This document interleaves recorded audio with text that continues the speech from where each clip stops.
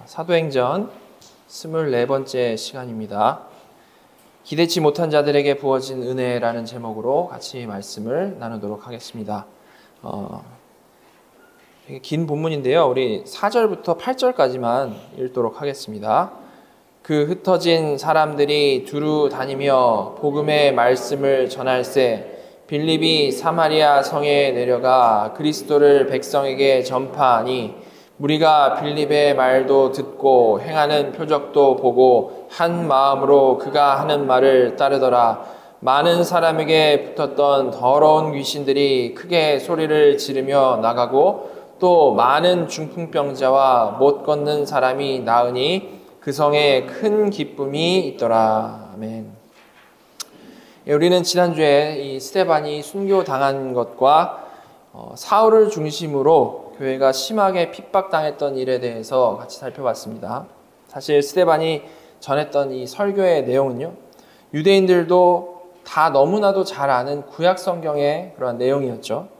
그러나 그 강조하는 초점이 평소 이 유대인들이 자랑스러워하는 그런 내용이 전혀 아니었습니다. 오히려 그들이 감추고 싶어 했던 그러한 내용들, 그들의 조상들이 얼마나 하나님과 하나님이 보내신 사람들을 핍박했는지에 대한 그 내용이 주를 이뤘던 것이죠. 그래서 이를 듣고 분개한 그들은 어떻게든 이 스데반을 죽이려고 혈안이 되어 있었던 것인데요. 그때 스데반이 이 하늘 보좌 우편에 서 계신 주님을 보고 감격해서 그 사실을 입으로 고백했던 일이 있었던 겁니다. 이에 대해서 사실 그들이 정말 말씀을 들을 귀가 있는 자들이었다면 회개하고 하나님께로 돌아와야 마땅했겠죠. 그렇지 않겠습니까?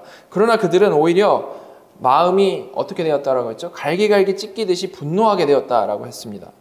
그래서 그들은 정식 재판 과정도 생략해버리고 스데반에게 신성모독의 죄를 씌워가지고 즉결심판으로 그를 죽인 것이죠. 우리는 여기서 이 종교인들, 그냥 종교인들, 거듭나지 못한 종교인들의 한계를 여기서 우리는 보게 되는 겁니다. 평소에는 거룩한 것처럼 신실한 것처럼 철저히 어떤 가면을 쓰고 살아가지만 누군가가 나의 성을 무너뜨리려고 하면 나를 방해할 때에 그 죄악된 본성을 드러내면서 살인마저 서슴지 않는 그러한 모습인 것이죠. 그리고 이 스데반의 죽음과 동시에 이런 종교인들의 대표로서 그리스도인들을 철저히 탄압한 사울이 등장했었습니다. 사울은 스데반을 죽이기 위해서 거짓 증언했던 자들의 겉옷을 맡았던 자라는 표현이 있었죠. 즉 그 일과 아주 깊은 관련이 있었던 그러한 사람이었던 겁니다. 그리고 그뿐만 아니라 그 후에도 성도들을 박해하는데 아주 앞장섰던 사람이었죠. 사울이요. 그 정도가 얼마나 심각했으면 사울이 교회를 잔멸했다. 사울이 교회를 잔멸했다라는 표현이 나와 있었습니다. 잔멸했다는 단어의 의미는 사나운 짐승이 동물을 찢어 죽이는 그런 표현이라고 했죠. 그리고 그는 성도들의 집까지 찾아가서 그들을 질질 끌고 나와가지고 옥에 가두는 그런 집요한 모습까지도 보여줬던 사람이었습니다. 이렇게 사울은 정말 말할 수 없이 교회를 아주 심각하게 핍박했던 그러한 사람으로서 여기에 묘사되어지고 있는 것이죠. 그리고 이런 사울을 중심으로 한 핍박 아래서 이 예루살렘의 성도들은 여러 곳으로 뿔뿔이 흩어지게 되었습니다. 자, 이런 상황을 곰곰이 생각을 해보면 상당히 마음이 무거울 수밖에 없는 그러한 상황인 것이죠. 그리고 이런 어려운 상황에서 하나님께서는 왜 그 성도들을 이렇게 그냥 고난 가운데 내버려 두셨는가라는 생각도 하게 됩니다. 그러나 그 이유는 사실은 아주 분명하다라고 말씀을 드렸죠. 무엇이었습니까? 주님이 승천하시면서 주신 말씀이 성취되기 위해서라고 했죠. 사도행전 1장 8절 보시면 이렇게 나와 있습니다. 오직 성령이 너희에게 임하시면 너희가 권능을 받고 예루살렘과 온 유대와 사마리아와 땅끝까지 이르러 내 증인이 되리라 하시니라. 그렇죠?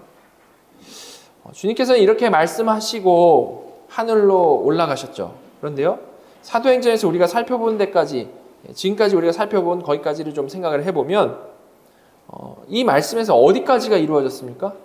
일단 오직 성령이 너희에게 임하시면 너희가 권능을 받고, 이거는 오순절에 성령 세례 받을 때 이게 이루어졌던 것이었죠.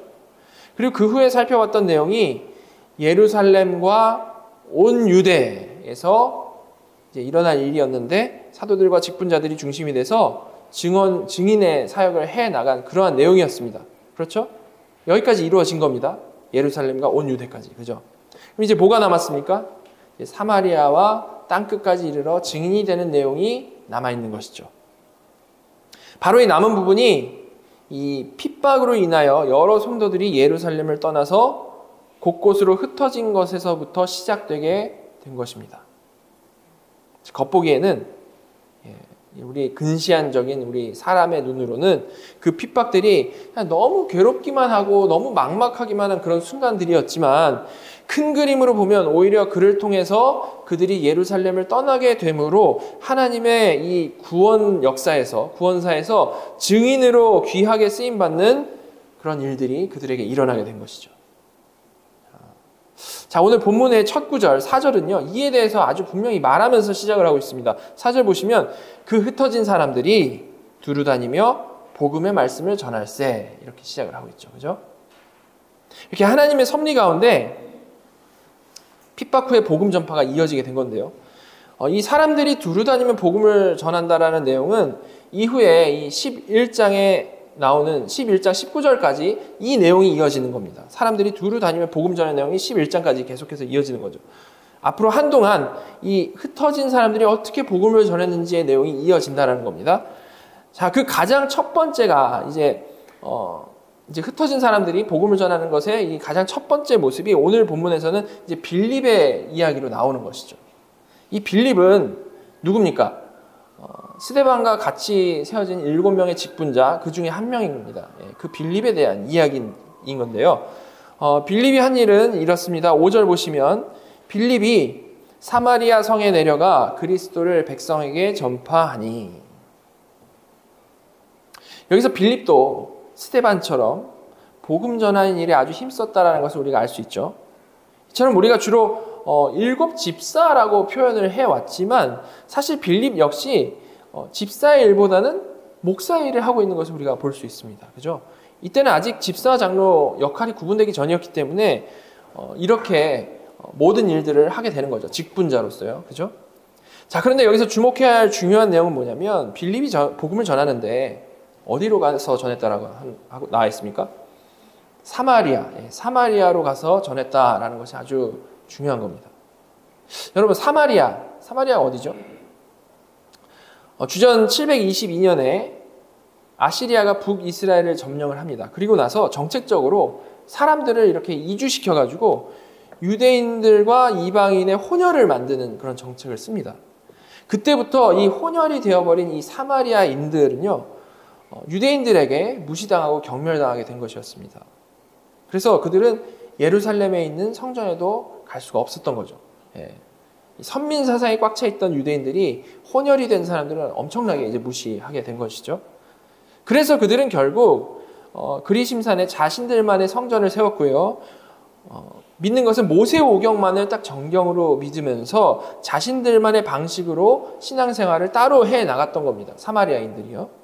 이런 역사적인 배경 아래서 이 사마리아인들과 유대인들의 이 관계는 갈수록 더 멀어지게 됐고 결국 서로 아주 상종하지도 않는 그런 상태가 된 것입니다. 그래서 유대인들은요, 이 북쪽에 갈릴리를 오고 갈 때 사마리아 지나가면 되는데 거길 피해서 돌아갔다라고 나와 있었죠. 그만큼 서로 상종하지도 않았고 경멸하는 그런 상태였다라는 겁니다. 완전히 이교도보다 더한 취급을 했던 거죠, 유대인들이요. 자, 바로 이런 곳이 사마리아인 건데 빌립이 핍박을 피해서 예루살렘을 떠나서 간 곳이 바로 이 사마리아였다는 거예요. 이 사마리아.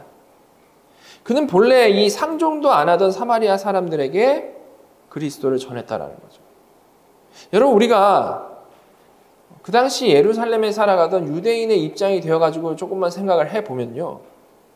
우리가 복음을 전하러 이제 환난당에서 흩어지는 상황에서 복음을 전하러 사마리아로 갔겠습니까? 아니면 어떤 다른 곳으로 갔겠습니까? 어쨌든 둘 다 좋은 거잖아요. 복음을 전하는 건데 사마리아로 바뀌었습니까? 다른 곳으로 바뀌었습니까? 그렇지 않아도 핍박받아서 도망친 처지에 이 평상시 경멸하던 사마리아, 절대 이 말이 통할 리 없다라고 생각되던, 절대 환영받지 못할 것이라고 생각되던 그런 사마리아로 굳이 갈 일은 없겠죠. 핍박받아서 막 힘들게 도망을 왔는데 또 어쩌면 핍박받을지도 모르는 곳으로 굳이 갈 일은 없다라는 겁니다. 그렇게 힘든 상황 가운데에서. 그죠? 갈 엄두도 못 냈을 겁니다. 그러나 빌립은 그런 어떤 인간적인 계산으로 충만했던 게 아니라 정말 성령님으로 충만했던 사람이었다라는 거죠. 그래서 그는 어떤 어려움을 뒤로하고 사마리아로 갔던 것이고 거기서 아주 담대하게 복음을 전했다라는 겁니다. 근데 무슨 일이 일어났습니까? 6절, 7절 보시면 무리가 빌립의 말도 듣고 행하는 표적도 보고 한 마음으로 그가 하는 말을 따르더라. 많은 사람에게 붙었던 더러운 귀신들이 크게 소리를 지르며 나가고 또 많은 중풍병자와 못 걷는 사람이 나으니. 그는 스데반처럼 아주 담대하게 복음을 전했습니다. 그런데 그는 오히려 이 유대인들보다 더 잘 받아들일 것이라고 생각될 수가 없고 더 어쩌면 더 무서울 수밖에 없는 이 사마리아에 가서 복음을 전했던 것인데 하나님께서는 그곳에 아주 큰 은혜를 부어주신 것이죠. 그죠? 그래서 그는 거기서 주신 권능으로 표적도 행했고 귀신 추방과 병자들을 고치는 그 놀라운 사역들까지 거기서 했던 겁니다. 아주 기대할 수 없는 곳에 놀라운 일이 펼쳐졌다라는 것이죠. 이렇게 사마리아에서는 복음이 전해질 때 유대인들이 스데반을 핍박한 것처럼 그를 핍박한 것이 아니고 그리고 그 중에 뭐 몇몇만 빌립이 말하는데 잘 듣더라 이것도 아니고 뭐라고 나와 있습니까? 그 사람들이 한 마음으로 빌립을 따랐다. 빌립이 하는 말을 따랐다라고 나와 있죠. 한 마음으로. 그죠? 한 마음으로 그가 하는 말을 따랐다는 이 표현의 시제를 우리가 보면요. 어떤 한순간에 그냥 그렇게 반짝 그런 일이 일어났다. 그게 아니고 빌립이 사마리아에서 사역한 그 기간 내내 그러한 모습이 나타났다는 것을 표현하고 있다는 것을 우리가 확인을 할 수가 있습니다. 즉 하루하루 복음을 전해 나갈수록 그 듣는 사람들 모두가 한 마음으로 그 말씀에 순종하는 역사가 거기서 일어났다는 거죠. 그죠? 그냥 빌립을 따르더라도 아니고 빌립이 하는 말을 따르다. 말씀에 순종을 한 겁니다. 자, 그래서 이어지는 8절의 표현을 보면 그 성에 큰 기쁨이 있더라. 이 일이 몇몇 사람들의 수준에서 일어난 게 아니고 그 사마리아 성 전체를 아우르는 일이 되었다라는 것을 말하고 있는 겁니다. 그 성에. 그렇죠? 그리고 그 성에서 복음을 들은 모든 사람들이 정말 마음이 변해가지고 큰 기쁨을 누렸다라고 나와 있는 것이죠. 어떤 지식적으로 깨달았다 이 수준이 아니라 정말 큰 기쁨을 누릴 정도로 진짜 깨달았다라는 거죠. 한마디로 말하면 빌립이 전한 복음에 의해서 사마리아에 영적인 대부흥이 일어난 겁니다. 정말 아무도 기대하지 않았던 일, 그것이 사마리아에 일어나게 됐다는 거죠. 가장 무시했고 기대하지 않았던 사마리아 지역에 하나님 나라가 임하게 된 겁니다. 바울은 로마서에서 이렇게 말했죠. 14장 17절 하나님 나라는 먹는 것과 마시는 것이 아니요 오직 성령 안에 있는 의와 평강과 희락이라. 그죠? 이렇게 예루살렘의 성도들에게는 고난 중에 평강을 허락하셨던 그 하나님께서 이번에는 누구도 기대치 않았던 이 사마리아에 큰 은혜를 주셔가지고 그 사마리아 전체가 하나님 나라의 희락을 같이 경험했다라는 겁니다. 큰 기쁨을 경험한 것이죠. 우리는 여기서도 다시 한번 지난주에 살펴본 이사야서의 말씀, 하나님의 생각은 우리의 생각과 다르며 하나님의 길은 우리의 길과 다르다라는 사실을 다시 한번 확인하게 되는 것입니다. 그리고 물론 우리는 이를 역사적으로 이런 일이 있었구나 하고 그냥 역사책 읽듯이 보고 말 것이 아니고 이를 통해 당연히 우리 자신을 다시 한번 돌아봐야 되겠죠. 우리는 많은 경우 우리의 기준을 가지고 우리의 삶의 경험을 통해서 저 사람은 복음을 전해도 잘 듣지 않을 것이다. 저 사람은 조금만 설득하면 예수를 참 잘 믿을 것이다 라는 완벽히 잘못된 선입견을 가질 때가 참 많습니다. 그러나 전혀 그렇지가 않다라는 것이 이 본문을 통해서 우리가 확인할 수 있는 바인 것이죠. 그 똑똑하고 신실해 보였던 유대인들은 스데반이 그렇게 잘 전했음에도 불구하고 복음을 완강히 거절하고 살인까지 일삼았는데 반대로 완전히 불가능하다라고 생각된 사마리아에는 부흥이 일어난 거 아닙니까? 그죠? 이렇게 정말 하나님의 생각은 우리의 생각과 다르고 하나님의 길은 우리의 길과 다른 것입니다. 즉 우리는 우리에게 주신 명령, 때를 얻든지 못 얻든지 복음을 전하라 라는 그 명령에 순종하면 되는 거고, 그 결과는 철저히 하나님께 달린 것이죠. 절대 우리의 경험과 관점대로 결과가 나올 것이다 라고 우리가 생각을 해서는 안 되는 겁니다. 자, 다시 본문으로 돌아가서 성경은 그 놀라운 부흥을 경험한 사마리아에서 그 전까지 아주 큰 영향력을 끼쳤던 한 사람에게 집중을 하는데요. 자, 9절을 보시면 그 성에 시몬이라 하는 사람이 전부터 있어 마술을 행하여 사마리아 백성을 놀라게 하며 자칭 큰 자라 하니. 마술사 시몬에 대한 이야기가 나오죠. 근데 마술사라고 해가지고 그냥 뭐 사람들 속이는 그런 사람이 있었나 보다. 우리 그냥 요새 그냥 재미로 하는 그런 마술사들 있잖아요. 그런 사람들 같은 개념으로 생각을 하면 안 되고요. 이 사람은 그 정도 수준의 사람이 아니고, 잘 보시면 이 시몬이 마술로 사람을 놀라게 하며 스스로 큰 자라고 말했다라고 나와 있습니다. 그리고 혼자 그러고 말면 아무 영향력이 없는데 10절 11절에 뭐라고 나옵니까? 낮은 사람부터 높은 사람까지 다 따르며 이르되 이 사람은 크다 일컫는 하나님의 능력이라 하더라. 오랫동안 그 마술에 놀랐으므로 그들이 따르더니.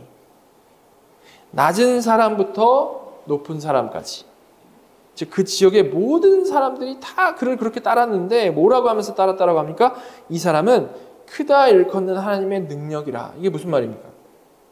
그냥 마술 잘해가지고 되게 잘하네 그렇게 인정받은 정도가 아니고, 그 마술 보던 사람들이 그가 하는 마술을 하나님의 능력으로 생각을 해가지고 그를 어떤 하나님의 특별한 선지자급으로, 어떤 신적인 존재급으로 추앙했다라는 겁니다. 그것도 11절 보시면 오랫동안 그러했다라고 나와 있죠. 오랫동안. 이를 통해 우리는 사마리아 사람들이 이 부흥을 경험하기 전에 어떤 영적 상태 가운데 있었는지를 우리가 분명히 확인해 볼 수가 있는 겁니다. 말씀드린 대로 이들은 나름의 성전을 만들었고요. 그리고 모세 오경을 자신들이 믿어야 할 그 하나님 말씀으로 믿으면서 하나님을 스스로 믿는다라고 말하면서 살아가고 있던 그런 사람들이었습니다. 어쨌든 자신들은 하나님을 열심히 믿는다라고 한 거죠. 그러나 실상은 낮은 사람부터 높은 사람까지 모두 다 그 마술사를 하나님의 사람으로 떠받드는 영적 소경이었다는 겁니다. 아주 처참한 영적 상태지 않습니까? 그죠? 어떤 하나님의 말씀을 잘못 전하는 수준이 아니라 마술사를 하나님의 사람으로 떠받들었다.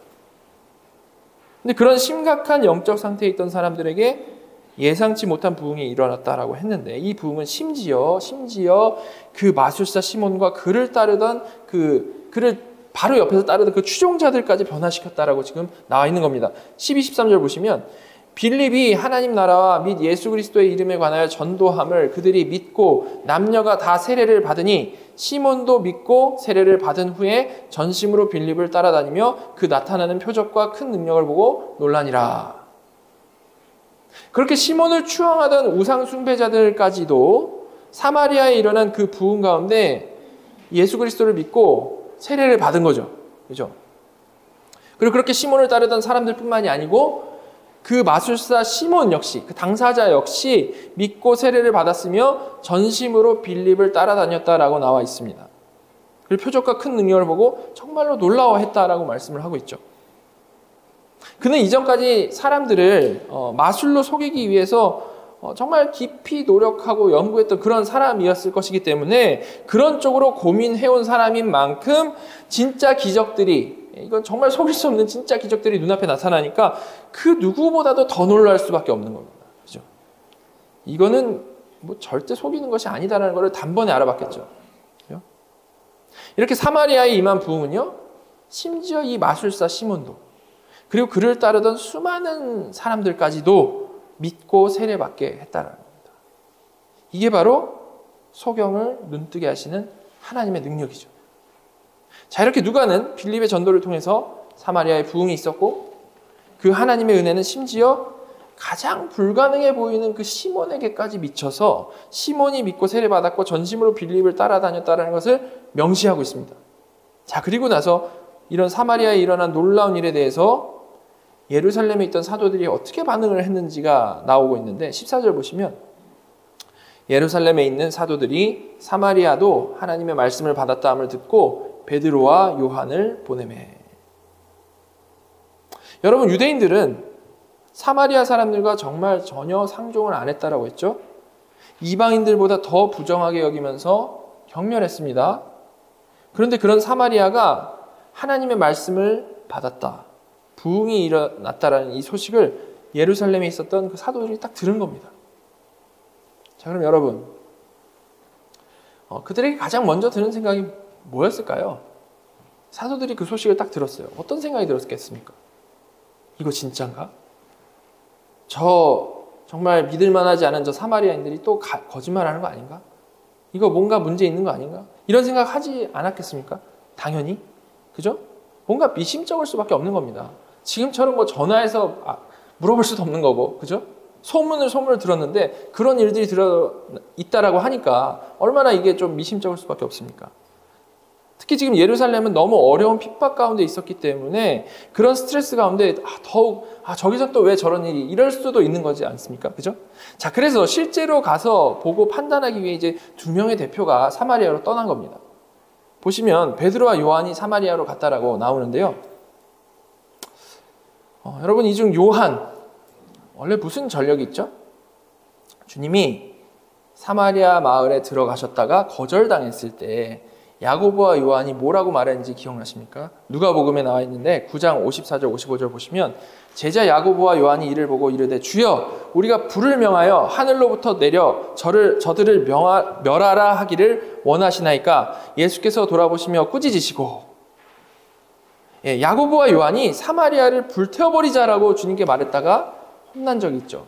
그죠? 바로 그 요한인 거예요. 바로 그 요한. 즉 그 누구보다 이 사마리아에 대한 적대감이 너무 큰 사람이죠. 그죠? 다 불태워버리자라고 했을 만큼. 그리고 본래 그 별명이 보아너게죠. 우레의 아들들. 아주 성격이 그냥 엄청났던 겁니다. 자, 이를 통해서 추측해 볼 수 있는 거는 물론 자세히 나오지 않아서 우리가 정확히 알 수 없지만 사마리아에 부흥이 일어났다라는 그 소식을 듣고 아마도 이 요한은 그 누구보다도 가장 그 진위를 확인하고 싶었을 겁니다. 그렇지 않겠습니까? 정말 내 눈으로 가서 확인해야겠다라는 그런 마음 당연히 있었겠죠. 의심의 눈초리로. 그죠? 본래 그 누구보다 사마리아에 대한 불신이 많았기 때문에 그럴 수밖에 없는 겁니다. 자, 이렇게 베드로와 요한은 그 부흥이 정말 진짜 부흥인가 아닌가를 확인하기 위해서 떠난 것이죠. 자, 그럼 한번 생각해 보시기 바랍니다. 그들이 이제 사마리아에 딱 도착을 했습니다. 도착했을 때 그 부흥이 미심쩍은 모습이었거나 거짓된 현상이 막 나타나고 있었다면 그 두 명이 어떤 반응을 했을까요? 당연히 이거 부흥으로 인정하지 않고 분명히 거기서 보이는 잘못된 모습들을 아주 담대하게 책망하고 또한 바른 복음을 전하는 기회로 삼았겠죠. 그죠? 그렇지 않겠습니까? 봤는데 이게 아니다 싶으면 거기서 늘 하던 대로 책망하고 복음을 전했겠죠. 근데 가서 보니까 빌립이 말씀을 너무 잘 전했고 정말 6절에 나온 대로 그 사람들이 한 마음으로 빌립이 하는 말을 따르고 있었다라는 거예요. 너무 이게 놀라운 상황인 거죠. 사마리아가 정말 놀라운 상황인 거예요. 그러니 사도들은 굳이 거기서 말씀을 전할 필요도 없었던 겁니다. 그렇기 때문에 이때 말씀 전했다는 말이 여기 나와 있지 않습니다. 그죠? 만약에 빌립이 어느 정도 그냥 잘하고 있는 상황이었다라면 사도들이 온 김에 마치 이제 지원사격하듯이 말씀을 전해주고 가면 더 좋을 수도 있는 거 아닙니까? 그죠? 근데 사도들은 전혀 이제 그럴 필요를 못 느낀 겁니다. 그럼 사도들이 사마리아 가서 한 일이 뭐죠? 15절, 16절. 그들이 내려가서 그들을 위하여 성령 받기를 기도하니 이는 아직 한 사람에게도 성령 내리신 일이 없고 오직 주 예수의 이름으로 세례만 받을 뿐이더라. 그렇게 사도들이 가서 봐도 흠잡을 데 없을 정도로 사마리아 사람들이 말씀 정말 잘 들었고 한 마음으로 그 말씀에 순종했고 수많은 기적을 체험했고 그 가운데 아주 큰 기쁨이 넘쳤는데 근데 그럼에도 불구하고 사도들이 딱 발견한 거는 그 누구에게도 성령이 내리신 일이 없고 성령 세례 받은 사람이 그 누구도 없고 그가 공적으로 그냥 예수 이름으로 세례 받는 일까지만 있었다라는 것을 발견하게 된 겁니다. 자, 여러분, 우리가 사도행전 앞부분 보면서 정리를 했을 때 성령 세례는 모든 믿는 사람이 차별 없이 동일하게 받는 것이라고 했죠. 그죠? 물론 오순절 전까지는 그런 성령 세례가 없었습니다. 신약의 오순절 이후에 성령 세례가 생긴 것이기 때문에 이미 믿던 사도들도 오순절이 돼서야 성령 세례를 받았죠. 그렇지만 그 후로 지금까지 성도는 믿음과 동시에 성령 세례를 받게 되는 것이고요. 그렇게 내주하시게 된 성령님은 우리를 절대 떠나지 않으시며 평생을 거룩의 길로 인도하신다라고 했습니다. 그죠? 그리고 이 오순절은 성육신, 십자가, 부활하심 이런 것처럼 구속사에 오직 단 한 번만 있는 아주 특별한 사건이라고 했죠. 오순절은요. 자, 그럼 오늘 본문에서 정말로 믿었고 예수의 이름으로 세례로 받았고 놀라운 능력까지 경험한 이 사마리아인들에게는 왜 성령 세례가 없었을 것일까? 왜 성령 세례가 없었을까요? 오순절 계통의 사람들, 은사주의 계통의 사람들은 이 본문을 근거로 해서 믿는 것과 그 후에 성령 받는 것을 늘 따로 있는 일인 것처럼 설명을 합니다. 세컨 블레싱이라고 하죠. 그러니까 맨날 기도해서 성령을 받아야 합니다. 뭐 이런 말을 하고 다닙니다. 그죠? 근데 절대 그게 아닙니다. 절대 그게 아니죠. 이를 이해하기 위해 우리가 기본적으로 이해해야 될 게 있는데 그것은 이 사도행전에서 이러한 일들이요. 아주 특별하다라는 겁니다. 구약과 신약이 만나는 이 접점에서 일어난 일들이라는 거죠. 그렇기 때문에 이것이 시대적으로 이 전환기에 있는 사건들이기 때문에 기본적으로 우리는 이를 어떤 특수한 상황으로서 이해해야 된다는 겁니다. 절대 이를 규범화시켜가지고 그 후에 모든 크리스찬들에게 이와 동일한 일들이 일어나는 것처럼 이 사도행전 요 본문을 가지고 해석해서는 안 된다는 겁니다. 그런 식으로 만약에 규범적으로 해석을 할 수 있으려면 그 서신서에 직접적으로 정리된 교리들이 따라야 되는 거죠. 어떤 상황에 좌우되는 것이 아니라 영원한 진리를 직접적으로 설명한 내용들은 당연히 우리는 그걸 그대로 받아들여야 합니다. 그죠? 그런데 여기 이런 특수한 시기에 일어난 특별한 일, 묘사적으로 일어난 일, 반복되지 않는 이 특별한 일은 그렇게 서신서들을 읽듯이 그냥 읽고 여기서 그냥 이 하나의 모습을 가지고 교리를 추출해내면 안 된다는 겁니다. 장르에 따라서 우리가 해석해야 된다는 말을 제가 여러 번 말씀드렸잖아요. 그죠? 자, 만약에 여기서 일어난 일이 그 후에 모두에게 적용되는 교리가 되려면 다시 말해서 예수 믿는 것과 성령 세례 받는 것에 이게 구별되는 사건이고 그런 구분이 정말 모두에게 적용되는 방식이라면 사도행전 이후 우리 신앙의 내용에 대해서 설명한 서신서들의 이런 구분에 대한 설명이 무조건 담겨 있어야만 한다라는 거예요. 너무 중요한 신앙의 핵심이기 때문에 그렇게 담겨 있어야죠. 그러나 서신서에 그런 말은 전혀 없고 오히려 언제나 믿는 것과 성령 세례 받는 것을 동일시하는 말씀들만 있죠. 자, 따라서 이 사마리아 지역에서 믿음과 성령 세례가 구별돼서 나타난 일은 그리고 이 똑같은 일이 나중에 에베소 지역에서도 나타나는데요. 믿음과 성령 세례가 구별돼서 나타나는 것은요. 우리가 절대 일반적으로 일반화시켜가지고 생각할 수 없는 어떤 특수한 상황이 일어났구나라는 것을 우리는 이해를 해야 되는 겁니다. 자, 그래서 16절 잘 보시면 사도행전을 쓴 누가도 뭐라고 표현합니까?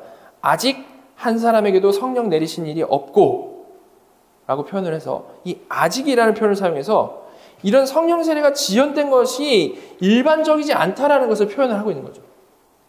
본래 이 상황이면 예루살렘과 유대 지역에 일어난 그 지금까지 패턴을 봤을 때 모두에게 성령 세례가 당연히 내려졌어야 하는데 오순절 이후에 계속 그래 왔는데 아직 한 사람에게도 성령 내리신 일이 없다.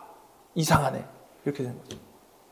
자, 그래서 이들이 분명히 믿었음에도 아직 성령 세례가 없는 특수한 상황을 간파한 사도들은 바로 이 사람들에게 안수했던 겁니다. 이를 17절은 이에 두 사도가 그들에게 안수함에 성령을 받는지라. 아주 분명히 말하고 있죠. 사도들이 안수하고 그들은 바로 성령 세례를 받게 된 겁니다. 사실 나중에 나오는 이 19장에서 에베소에서도 사도 바울이 제자들을 만났을 때에 그들이 성령의 계심도 듣지 못했다라고 말을 하는데 이때도 바울이 그들에게 안수함으로 성령 세례를 받게 되는 유사한 사건이 일어나게 되는 거죠. 자, 여러분, 이 두 번의 경우에 이런 일반적이지 않은 어떤 특수한 상황이 나타나게 된 건데요. 왜 이런 일이 일어났고 누가는 이를 분명히 기록하고 있는데 그 이유가 뭘까요? 자, 우리가 오늘 설교 초반에 읽은 사도행전 1장 8절에서 주께서는 승천하시면서 뭐라고 약속하셨습니까? 약속하시길 제자들이 주님의 증인이 될 건데 그 증인들은 예루살렘과 온 유대, 사마리아 그리고 땅끝으로 퍼져나갈 것임을 말씀해 주셨죠. 그죠? 그리고 이어서 오순절에 성령님을 보내주셔서 첫 번째 약속대로 예루살렘과 온 유대의 사람들이 성령 세례를 딱 경험을 하게 됩니다. 그리고 그 예루살렘과 온 유대에서 계속해서 그와 동일한 그 사건들이 일어나는 거죠. 믿음과 동시에 성령 세례가 나타나는 거. 자, 그리고 이제 처음으로 빌립을 통해 사마리아에 나아간 건데, 사마리아의 복음이 전해진 건데, 하나님께서는 이를 그냥 그대로 쭉 나가게 하신 것이 아니라 사도들을 보내셔가지고 그 상황을 먼저 분명히 확인하게 하신 다음에 이어서 사도들을 통해서 성령 세례를 받게 하심으로 주님의 약속이 이제 온 유대를 넘어서 사마리아에까지 성취되었다라는 것을 분명히 해주신 겁니다. 배고프는 권세를 주신 그 사도들을 통해 이 일을 하게 하심으로 주님이 약속하신 일이 이제는 공식적으로 사마리아에까지 나아갔다라는 것을 확인시켜 주시는 것이죠. 이 일이 그렇게 진행됐다는 겁니다. 말씀드린 대로 이 오순절은 역사상 단 한 번 있는 사건입니다. 그러나 하나님께서는 그 오순절을 사도들을 통해서 사마리아로 그리고 나중에는 땅끝으로 적용을 시켜주시는 것이죠. 땅끝에까지 나아갔다는 것은 말씀드린 대로 나중에 19장에 에베소에서 사도 바울이 안수하여 성령 세례가 임한 것을 통해서 분명히 해주신 겁니다. 사도들을 통해서 안수함으로 성령 세례를 주시는 것으로 거기까지 나아갔다는 거죠. 이렇게 이 사마리아가 복음을 듣고 믿은 이 사실은요, 사도들을 통해 그리고 그들의 성령 세례까지 받게 됨으로써 하나님께서 분명히 주권적으로 일하신 일임을 정식적으로 확인시켜 주신 것입니다. 자, 그리고 이렇게 사마리아의 부흥이 임한 것이 사도들을 통해 이제 정식으로 확인된 것을 누가가 쭉 설명을 하고 나서는 이제 다시 또 이제 마술사 시몬의 이야기가 이어지고 있습니다. 예, 그렇게 모든 것이 이제 부흥이 일어났고 사도들을 통해 이것이 정말 진짜였다라는 것까지 다 확인을 하고 나서 다시 시몬의 이야기가 나오죠. 18절 19절입니다. 시몬이 사도들의 안수로 성령 받는 것을 보고 돈을 들여 이르되 이 권능을 내게도 주어 누구든지 내가 안수하는 사람은 성령을 받게 하여 주소서 하니. 많은 사람들이 이를 통해서 시몬은 사실 정말 거듭난 게 아니었고 여기서 드디어 자신의 본심을 드러낸 것이다 라고 설명을 합니다. 그죠? 그렇게 많이 들어보시지 않았습니까? 그런 생각의 근원이 어디서 온 거냐면 고대 교부들의 글에서 그런 생각들이 있는데 거기에 의지해서 그런 말들을 하는 건데요. 사실 이거 잘 따져보면 그 교부들의 생각은 별로 근거가 없구나라는 것을 우리는 발견할 수 있습니다.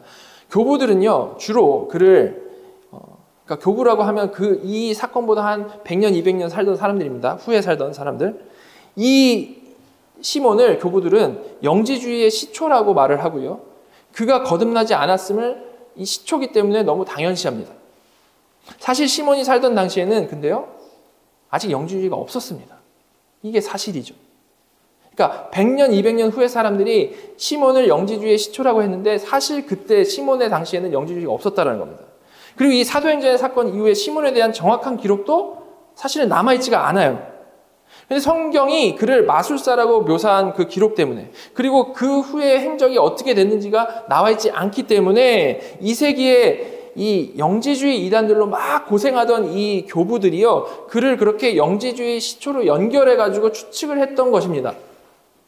따라서 저는 이 시몬을 거듭난 척했던 거짓된 신자라고 보는 그 관점은 이런 교부들의 기록들 때문에 아예 그런 식으로 방향을 잡고 이 말씀을 바라봄으로 인해서 생겨난 잘못된 해석이라고 생각을 합니다. 자, 왜 제가 이렇게 분명히 말할 수 있을까요? 단순하죠. 성경이 그런 뉘앙스로 말하고 있지 않기 때문에. 말씀드린 대로 시몬은 그 지역에서 가장 영향력 있는 마술사, 다시 말해서 사이비 종교 지도자였는데 13절에서 누가는 분명히 어떤 의심할 이유도 없이 그가 믿고 세례 받았다라고 분명히 말을 했습니다. 그죠? 그리고 누가는 이어서 더 명백하게 그가 전심으로 빌립을 따라다녔다라고도 말을 했습니다. 그죠? 그리고 마지막으로 표적과 큰 능력을 보고 놀랐다라고 했는데 이 당시 하나님께서 이 표적과 큰 능력을 보여주신 이유가 뭡니까? 그 이유는 사실 그렇게 놀라라고. 예. 놀람으로 그 하나님의 권위를 믿으라고 주신 것이죠. 우리 진짜 하나님이시다. 이거 보여주려고. 그죠? 즉, 이 13절까지 봤을 때 그가 거짓으로 믿었다라고 생각할 이유는 전혀 없는 겁니다. 여기에. 그런 뉘앙스를 여기서는 전혀 찾아볼 수가 없는 거죠. 오히려 어떤 맥락이었습니까? 사마리아에 임한 부흥은 심지어 그런 악한 마술사와 그의 추종자까지 변화시킨 진정한 부흥이었다라는 맥락이었죠. 그죠? 이렇게 시몬이 거듭난 것에 대해서 의심할 이유는 전혀 없는 겁니다. 자, 그럼 이 18, 19절에서 말하고 있는 게 뭘까요? 그런 진짜 은혜를 경험한 거듭난 시몬에게 옛 습성이 튀어나온 것에 대해서 말을 하고 있는 겁니다. 그는 옛 습관대로 사도들이 안수하여 사람들이 성령 받는 것 보고 나도 하고 싶다라고 생각을 한 거죠. 평생을 마술사로 살아왔으니까 그렇게 살아온 그 관성에 의해서 너무나도 자연스럽게 그런 쪽으로 생각을 하게 된 겁니다. 물론 여기서 그에게는 아주 큰 문제가 두 가지 보입니다. 첫 번째는 그가 하나님의 능력을 돈으로 살려고 했고요. 두 번째는 누구든지 내가 안수하는 사람은 이라고 표현을 되어 있는데 무슨 말이죠? 이게 다시 내가 남들 위에 서가지고 왕노릇하고자 하는 그런 모습이 보인 겁니다. 완벽한 이 죄인의 마음 상태가 보인 거죠. 자, 이에 대해서 베드로는 이렇게 반응했었습니다. 20절, 21절 보시면 베드로가 이르되 내가 하나님의 선물을 돈 주고 살 줄로 생각하였으니 내 은과 내가 함께 망할지어다. 하나님 앞에서 내 마음이 바르지 못하니 이 도에는 내가 관계도 없고 분깃될 것도 없느니라. 어떻습니까? 시몬이 죄악된 생각과 말을 했을 때 베드로는 주저하지 않고 그를 책망을 했습니다. 그죠? 그리고 뭐라고 합니까? 22절, 23절. 그러므로 너의 이 악함을 회개하고 주께 기도하라. 혹 마음에 품은 것을 사하여 주시리라. 내가 보니 너는 악독이 가득하며 불의에 매인 바 되었도다. 베드로가 이 강하게 아주 책망한 후에 너의 마음에 악독이 가득하고 불의에 매인 바 되었으니까 너는 이제 끝이다 라고 말을 하지 않고 이를 회개하고 주님께 기도해라 라고 명령을 하고 있습니다. 그리고 그에 대해서 시몬은 이렇게 대답하죠. 24절. 시몬이 대답하여 이르되 나를 위하여 주께 기도하여 말한 것이 하나도 내게 임하지 않게 하소서 하니라. 이에 대해서 역시 이것이 시몬의 이게 진정한 회개인가 아닌가에 대해서 참 의견이 많이 있습니다. 그리고 시몬의 대답은 보기에 그냥 분명히 회개인 것 같은데요. 지금 읽은 이 24절에 나온 내용이 그에 대한 이 전부이기 때문에 그가 이후에 어떻게 이걸 생각을 하고 어떻게 발전하게 됐는지 또한 사도가 이 사람을 어떻게 그 후에 인도했는지 그런 내용이 하나도 없죠. 알 수 없습니다. 그러나 여러분, 우리는 그렇게 설명되지 않은 이후의 내용을 상상해가지고 이 시몬을 우리가 판단할 것이 아니고 오히려 누가가 이 사건을 왜 여기까지만을 말했을까라는 것을 생각을 하면서 그가 이 사건을 통해서 뭘 강조하고 있는지를 우리는 분명히 이해를 해야 되는 거죠. 그렇지 않겠습니까? 그러니까 여기까지만 말한 이유가 있다는 겁니다. 자, 그래서 우리는 시몬이 나중에 어떻게 했을지를 추측해가지고 이 사람은 가짜다 뭐 이런 얘기 할 것이 아니고 여기까지 묘사된 사건을 좀 더 잘 좀 생각을 해봐야 되는 겁니다. 그래서 살펴보면 사실 비슷한 사건이 하나가 떠오르죠. 사도행전 안에서 이 8장밖에 안 지났는데 이 안에서 비슷한 사건이 하나 떠오릅니다. 어떤 사건입니까? 아나니아와 삽비라 사건. 그죠? 왜 그렇습니까? 아나니아 삽비라 사건은 언제 일어났죠? 오순절 이후에 일어났습니다. 그 오순절 이후에 성령 충만을 경험한 교회에 자발적인 나눔이 나타났고 서로 사랑하는 모습과 함께 하나님 나라가 이 땅 가운데 드러난 순간이 있었죠. 그리고 그 중에 바나바가 자신의 밭을 팔아서 헌상함으로 사도들과 사람들 앞에서 칭찬받았던 일이 있었습니다. 자, 그때 이를 본 아나니아와 삽비라 부부가 거짓된 마음과 행동으로 그를 흉내냈었죠. 그죠? 그러다가 결국 베드로에게 너희는 사탄으로 충만한 자들이다. 성령 충만이 아니라 사탄 충만한 자들이다 라고 책망을 받았었습니다. 아나니아 삽비라는. 그죠? 자, 그럼 이 마술사 시몬의 사건은 어떻습니까? 사마리아에 오순절 때 예루살렘과 같은 그런 부흥이 일어났고요. 사도들을 통해 수많은 사람들이 성령 세례까지 받게 되었습니다. 성 가운데 기쁨이 넘쳤다라고 했죠. 완전 엄청난 그런 부흥이 임한 겁니다. 또다시 하나님 나라가 이 땅 가운데 드러난 순간이 여기에 온 겁니다. 그런데 예루살렘에서와 똑같이 그 가장 영광스러운 순간에 그 가운데 악한 마음을 가지고 사도들이 성령 세례 받게 한 것을 돈 주고 살려고 했던 시몬이 나타난 거죠. 그리고 그는 이 아나니아 삽비라 때와 똑같이 누구에게요? 베드로에게 너는 악독이 가득하며 불의에 매인 바 되었다라고 강한 책망을 듣습니다. 자, 이렇게 두 사건 모두에게 적용되는 동일한 점은 성령님이 충만하게 역사하셔서 이 땅 가운데 이 하나님 나라가 영광스럽게 드러난 직후에 나타난 죄악된 모습들이라는 거죠. 사탄은 언제나 그렇게 하나님 나라가 이 땅에 드러나는 거 너무 싫어하기 때문에 가장 좋을 때, 가장 은혜가 충만할 때 꼭 사람들을 흔들어가지고 죄악된 모습이 나타나게 하는 겁니다. 자, 이렇게 정말 비슷한 병행되는 두 가지 사건인데요. 그럼에도 불구하고 이 두 사건에는 근본적으로 다른 점이 있다는 겁니다. 그것이 뭡니까? 이 사건에서는 이를 우리가 정확히 아는 게 중요하다는 거죠. 바로 이것이 누가가 강조하는 바인 것인데요. 자, 일단 두 죄인들에 대한 결과가 달랐죠.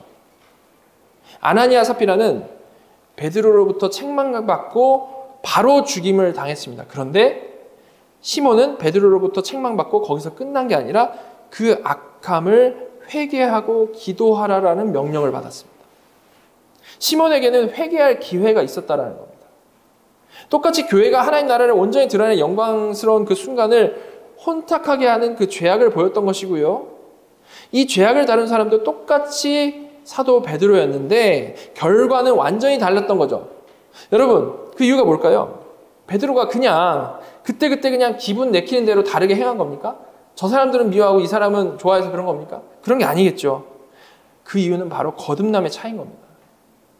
시몬은 그야말로 사마리아에서 가장 악한 자였습니다. 사람들 위해서 마술이라는 거짓말로 하나님과 같은 행세를 했으니까요. 그죠? 근데 누가는 분명히 13절에 우리가 계속해서 살펴본 대로 그도 믿고 세례를 받은 후 전심으로 빌립을 따라다녔다라고 말을 했습니다. 여기서 우리가 그 시몬의 진심을 의심할 이유는 하나도 없죠. 본문에 전혀 그것이 거짓말이라는 뉘앙스도 없고요. 그죠? 그는 정말 빌립을 통해 사마리아의 부흥 가운데 거듭난 성도가 된 겁니다. 자, 그런데 우리가 너무 잘 알듯이 우리가 너무 잘 알듯이 진짜 거듭난 후에도 어떻습니까? 우리는 수많은 죄를 지으면서 살아갑니다. 그죠? 그리고 그 죄 짓는 것은 어떤 새로운 죄를 짓는 게 아니고 거듭나기 전에도 늘 지었던 죄, 자신이 특히 약한 부분과 관련해서 짓던 죄를 또 짓는 거죠. 그죠? 물론 성령 안에서 우리는 점점 나아지고 그 죄를 끊어내는 데까지 이르기도 합니다. 그러나 이제 막 거듭난 성도가 된 그 시몬에게 그런 모습을 기대하는 것은 상당히 무리겠죠. 그죠? 바로 그런 가운데 그의 앞에 그가 늘 관심 있어 하던, 평생을 관심 있어 했던 기적이 눈앞에 보였던 것이고 그는 평생 해온 대로 이를 돈 주고 살려고 했던 겁니다. 하던 대로, 원래 하던 습성이 그대로 나온 거죠. 이를 간파한 베드로는 이를 아주 엄하게 책망을 했던 거군요. 사랑하기 때문에 엄하게 책망했던 것이고, 그런데 거듭나서 변화된 마음을 받은 시몬은 이걸 즉시 알아듣고 나를 위해서 주께 기도하여 말한 것이 하나도 내게 임하지 않게 하소서라고 말했던 겁니다.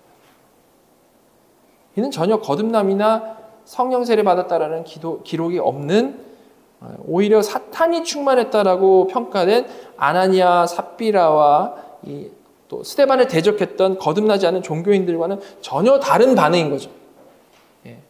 그 종교인들 어떻게 반응했습니까? 이런 말 하면 바로 또 죽이려고 했겠죠. 그런 반응과는 전혀 다른 겁니다.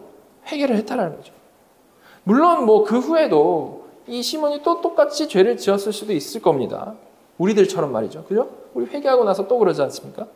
그러나 그렇게 여러 번 죄를 짓더라도 그 가운데 오래 참으시면서 책망하시며 바른 길로 인도하시는 성령님의 그 일하심 안에서 이 시몬도 점점 옛것을 벗어버리고 새 사람을 입는 삶을 살았을 것으로 우리는 생각해 볼 수 있는 겁니다. 바로 이렇게 누가는요, 아나니아 삽비라와 시몬을 병행적으로 보여줌을 통해서 거듭나지 않은 종교인들과 거듭난 성도의 같은 점과 다른 점을 명확하게 보여준 것이죠. 우리는 이 시몬의 사건을 보면서 그를 믿는 척하다가 배교한 자라는 그런 맥락으로 이해할 게 아니고, 그와 똑같이 거듭났지만 늘 같은 곳에서 넘어지는 우리의 모습을 다시 한번 기억하면서 오히려 베드로의 책망으로 나 자신을 돌아보고 내가 바로 그 자리에서 회개를 해야 되는 거예요. 자, 이렇게 사마리아의 부흥이 진짜 부흥이었음을 확인하고 사마리아 사람들에게 성령 세례를 받게 하므로 그들 역시 똑같은 하나님의 자녀가 되었음을 인정하게 된 이 사도들은요, 이제는 분명히 주님의 이 사도행전 1장 8절의 말씀이 하나하나 성취되어져 가고 있구나. 단계적으로 성취되어져 가고 있구나라는 것을 확신을 했을 겁니다. 그래서 그런 그들에게 나타난 모습을 누가는 이렇게 묘사하는 거죠. 25절입니다. 두 사도가 주의 말씀을 증언하여 말한 후에 예루살렘으로 돌아갈새 사마리아인의 여러 마을에서 복음을 전하니라. 예. 하나님께서 사마리아인들도 이제 자녀 삼으신다라는 확신을 이제 보고 확신을 갖게 된 이 사도들은 예루살렘으로 돌아가면서 사마리아인들의 여러 마을에서 복음을 전했다라고 말씀을 하고 있습니다. 그래서 여기서 시제를 보면 그들이 상당 기간 거기서 복음을 전했다라는 것을 우리는 알 수 있죠. 자, 이렇게 직분자 빌립이 시작한 사마리아 선교 사역은 사도들을 통해서 분명히 확인이 되어졌고 나아가 더욱 견고하고 안정적으로 확장되어져 갔던 것입니다. 자, 이렇게 오늘 본문은요, 기대치 않았던 방식으로 기대치 않았던 지역인 사마리아에 그 복음이 전해지고 풍성한 열매가 그 뒤에 따랐던 그 이야기를 담고 있습니다. 특히 전혀 기대할 수 없었던 죄인인 마술사 시몬과 그의 추종자들이 모두 믿고 세례를 받은 내용이 들어있죠. 아주 반전을 담고 있는 메시지인 겁니다. 그 거룩해 보이는 유대교 종교 지도자들은 스데반을 죽이는데 이 악당 중의 악당은 하나님을 믿었다. 여러분, 우리가 받은 구원이 전적인 하나님의 은혜에 의한 것이라고 고백을 합니다. 근데 그러면서도 남들에게는 그 은혜가 적용되지 않는 것처럼 생각할 때가 너무나도 많이 있습니다. 아주 감동적으로 나 같은 죄인이 구원받게 된 것을 눈물 흘리면서 진실되게 정말로 실제로 고백하면서도 동시에 남을 바라볼 때는 은혜보다는 정죄의 눈빛으로 바라볼 때가 참 많죠. 그래도 아무리 그래도 저 정도는 아니지 않는가? 저렇게 어긋난 사람은 답이 없다라는 식으로 생각할 때가 참 많이 있습니다. 특히 저 같은 목사에게 이런 모습이 참 나타나기 쉽죠. 왜 그렇습니까? 보통 사람들은 주로 자기 신앙 상태만 생각하면서 살아갈 일이 많은데 목사는 늘 다른 사람들의 변화를 기대하고 신경 쓰면서 살아가다 보니까 그만큼 상처도 많고 실망도 많은 거죠. 그래서 그 스트레스를 없앨 방법으로서 마음에서 그런 상처와 실망으로부터의 보호기제가 발동이 돼가지고 자꾸 저런 사람은 답이 없다라고 생각하려고 하고 포기하고 잊어버리려고 하는 겁니다. 이것이 어떤 목사를 포함해서 다른 영혼들을 생각하며 살아가는 사람들이 싸우는 지점 중에 하나죠. 자, 그러나 하나님께서는 그렇게 회피하기를 좋아하는 우리에게 정죄해버리고 없던 일로 하는 것을 너무나도 좋아하는 우리에게 하나님의 생각은 너희와 다르고 하나님의 길은 너희와 다르다라는 것을 분명히 말씀하시는 겁니다. 스트레스 가운데 우리가 비난하고 포기하고 싶어질 때 하나님께서는 우리에게 정말 그 누구보다도 불가능한 죄인의 회심, 마술사 시몬의 회심을 보여주시는 거죠. 그리고 그가 회심하고도 여전히 옛 습관에 따라 행동했던 것과 그에 이어 회개하는 것을 또한 보여주시면서 하나님께서 은혜 주시면 회개하지 못할 만큼 악한 자는 없다라는 것을 우리에게 분명히 보여주시는 겁니다. 여러분, 우리 모두가 우리의 이 얕은 경험을 가지고 하나님의 은혜에 한계를 두지 말았으면 좋겠습니다.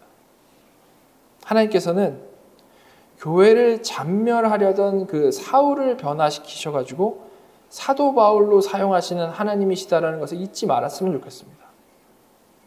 날 변화시키신 하나님께서는 그 어느 누구도 변화시키실 수 있다라는 것을 우리가 정말로 마음으로 기억했으면 좋겠습니다. 우리 모두가 이것을 늘 기억하고 마음에 새기면서 내 삶 가운데 마술사 시몬과 같은 정말 불가능해 보이는 자들이 보이게 될 때에 내 삶 가운데에 나를 핍박하는 사울과 같은 자들이 보이게 될 때에 그들을 경멸하고 포기해버리는 것이 아니고 그럴 때일수록 오히려 더 하나님께 은혜 내려주시기를 간구하는 정말로 그리스도의 십자가의 능력, 성령님의 능력, 우리의 힘으로서는 우리의 설득력으로서는 우리의 노력으로서는 할 수 없으나 하나님이 하실 수 있다라는 그 능력을 정말로 믿고 기대하고 의지하는 저와 여러분 모두가 되기를 간절히 소망합니다. 우리 모두에게 그런 은혜로 충만한 부드러운 마음 주시기를 간절히 소망합니다. 같이 기도하도록 하겠습니다.